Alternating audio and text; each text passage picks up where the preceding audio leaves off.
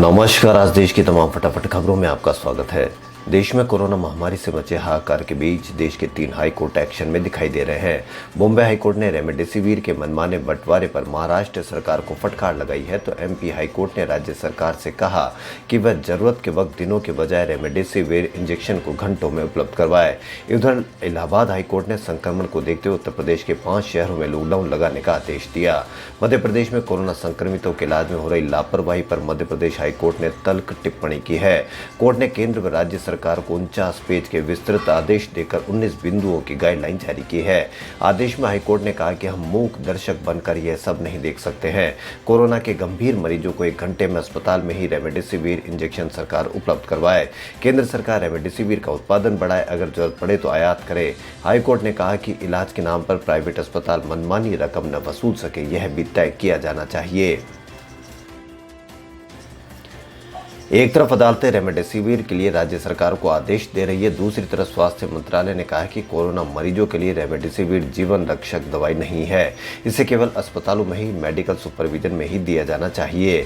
मंत्रालय ने कहा कि रेमडेसिविर का गैर जरूरी इस्तेमाल नैतिक तौर पर भी गलत है। रेमडेसिविर एक्सपेरिमेंटल और इन्वेस्टिगेशनल ड्रग है, जिसे इमरजेंसी इस्तेमाल की अनुमति दी गई है। मंत्रालय ने कहा गया है कि रेमडेसिविर कोविड मरीजों की जान बचाने वाली दवा नहीं है। स्टडीज दिखाती है कि इससे कोरोना मरीजों की मौतों में कमी नहीं आई है।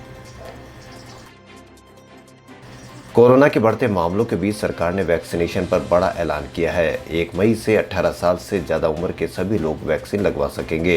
सरकार ने यह भी फैसला किया है कि वैक्सीन बनाने वाली कंपनियां अपनी 50% सप्लाई केंद्र को करेगी, बाकी 50% सप्लाई वह राज्य सरकार को दे सकेगी या उसे ओपन मार्केट में बेच सकेगी। वैक्सीनेशन के लिए कोविन के जरिए रजिस्ट्रेशन पहले की तरह जरूरी रहेगा। वैक्सीन की कमी न हो, इसके लिए राज्य सरकारों को कंपनियों से सीधे वैक्सीन खरीदने के अधिकार दे दिए गए हैं। अब तक 45 साल से ज़्यादा उम्र के लोगों को देश भर में कोरोना वैक्सीन लगाई जा रही थी। देश भर में 12.38 करोड़ लोग वैक्सीन का पहला या दूसरा डोज ले चुके हैं।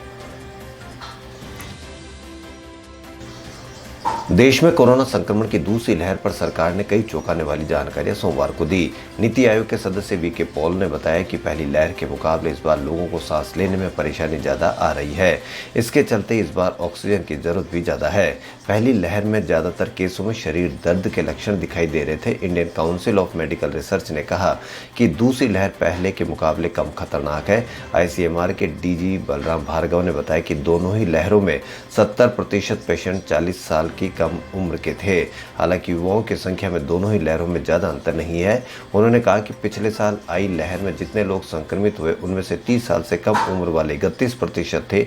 इस बार की लहर में ये 32% है। 30 से 45 साल के बीच की उम्र वाले 21% हैं।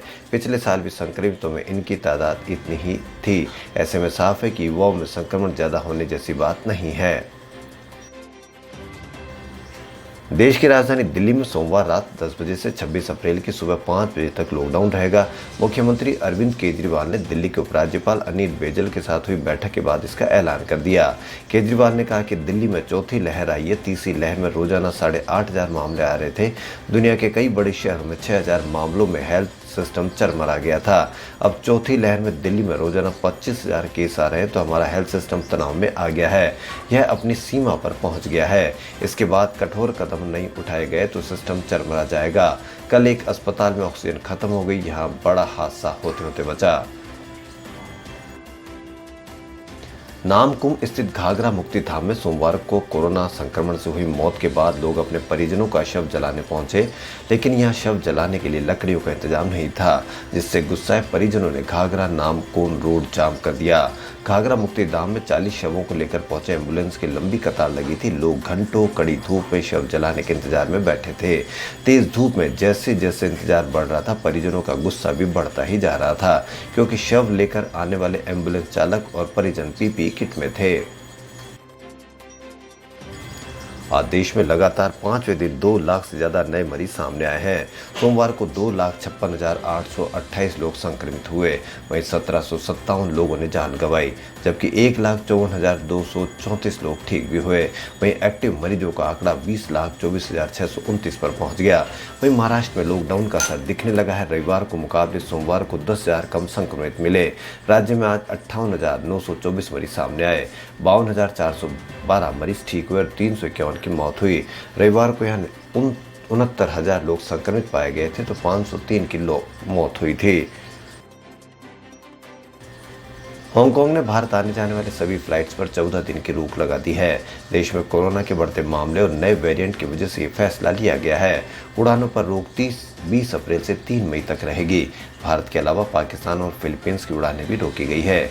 सरकार ने रविवार को बयान जारी कर ये जानकारी दी। हांगकांग में इस वीकेंड पर पहली बार वायरस के नए वेरिएंट से संक्रमित से 2 केस मिले हैं। सरकार ने कहा था कि पिछले 7 दिन में इन तीनों देशों से 5 या इससे ज़्यादा ऐसे लोग आए हैं जिनमें कोरोना का म्यूटेंट वायरस मिला है। इस वजह से सर्किट ब्रेकर अरेंजमेंट्स के तहत ये फैसला लिया गया है। भारत सरकार के 17 वैज्ञानिकों के रिसर्च में सामने आया है कि गर्मी के कारण वायरस के फैलाव की क्षमता बढ़ जाती है।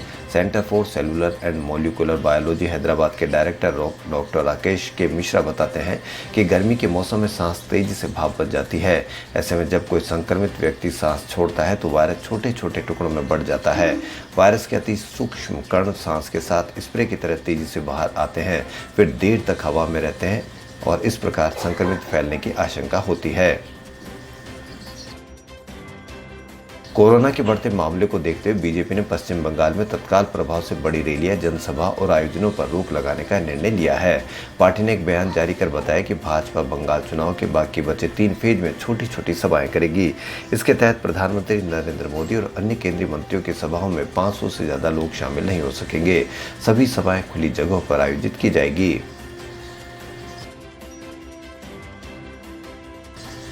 महाराष्ट्र के पूर्व मुख्यमंत्री और नेता विपक्ष देवेंद्र फडणवीस सोशल मीडिया पर ट्रोल हो रहे हैं। वजह उनके भतीजे तन्मय फडणवीस है, जिनकी कोरोना वैक्सीन लगवाने की फोटो वायरल हुई। इस पर सवाल इसलिए उठ रहे हैं क्योंकि तन्मय की उम्र सिर्फ 21-22 साल बताई जा रही है, जबकि 45 साल से कम उम्र के लोगों का वैक्सीनेशन तो अभी शुरू ही नहीं हुआ है। तन्मय के वैक्सीन लगवाने पर कांग्रेस ने भी सवाल उठाए। महाराष्ट्र कांग्रेस ने तंज कसते हुए फडणवीस से पूछा कि आपके भतीजे आरोग्य कर्मचारी है या फ्रंट लाइन वर्कर है क्या। आईपीएल 2021 सीजन के 12वें मैच में चेन्नई सुपर किंग्स ने राजस्थान रॉयल्स को 45 रन से हरा दिया। मुंबई के वानखेड़े में टॉस हारकर पहले बल्लेबाजी करते हुए सीएसके ने 20 ओवर में 9 विकेट पर 188 रन बनाए थे। इसके जवाब में आरआर टीम 20 ओवर में 9 विकेट पर 143 रन ही बना सकी। उत्तराखंड रत्न रिटायर्ड कर्नल अजय कोठियाल ने आज सारी अटकलों पर विराम लगाते हुए आम आदमी पार्टी परिवार में शामिल हो गए। देहरादून में कोविड-19 को देखते हुए उन्होंने बेहद सरल समारोह में आप प्रभारी दिनेश मोहनिया की उपस्थिति में आपकी सदस्यता ली। इस दौरान वर्चुअली दिल्ली से आप संयोजक और दिल्ली के मुख्यमंत्री भी जुड़े। उन्होंने कर्नल को सच्चा सिपाही बताते हुए उत्तराखंड नव निर्माण की बात कही। बॉलीवुड की मशहूर अभिनेत्री नोरा फतेही के डांस के सभी दीवाने हैं। बॉलीवुड फिल्मों में भी उन्होंने अपने डांस से धूम मचाई है। साथ ही सोशल मीडिया पर भी वह इन दिनों अपने डांस वीडियोस की वजह से काफी चर्चाओं में है। एक बार फिर उन्होंने डांस दीवाने शो पर उन्हें डांस करते हुए देखा गया, जहां उनकी परफॉर्मेंस से उन्होंने सभी को कायल कर दिया। डांस दीवाने के सेट पर Nora Fatehi choreographer Tushar Kaliya के साथ साकी साकी गाने पर डांस करते हुए नजर आई। खबरों में फिलहाल इतना ही। यदि आपको हमारा चैनल पसंद आए तो लाइक, सब्सक्राइब, शेयर अवश्य करें। धन्यवाद।